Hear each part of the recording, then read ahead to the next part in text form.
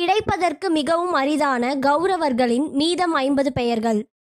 நிஷாங்கி, விருதகரன், திரிதவர்மன், திரிதசத்ரன், சோமகீர்த்தி, அனுதரன், திரிதசந்தன், ஜராசங்கன், சத்யசந்தன், சதஸ், சுவாகன், உக்ரச்ரவன், உக்ரசேனன், சேனானி, துஷ்பிரஜை, அபராஜிதன், குண்டசை, விசாலாக்ஷன், துராதரன், திரிதஹஸ்தன், சுகஸ்தன், வத்வேகன், சுபர்ச்சனன், ஆடியகேது, பாவசி, நகாத, அமப்பிரமாதி, கவசி, கிராதன், சுவீர்யவ, குண்டபேடி, தனூர்தரன், பீமபாலா, வீரபாகு, அலோலுபன், அபயன், உக்ராசாய், கிரீடரதச்ரயன், அனாக்ருஷ்யன், குந்தபேதி, விரவி, சித்திரகுண்டலகன், தீர்த்தகாமாவு, பிரமாதி, வீரியவான், தீர்க்கரோமன், தீர்க்கபு, மகாபாகு, குந்தாசி, விரஜசன். இறுதியாக ஒரு பெண் குழந்தை பிறந்தது. அதன் பெயர் துர்சலை.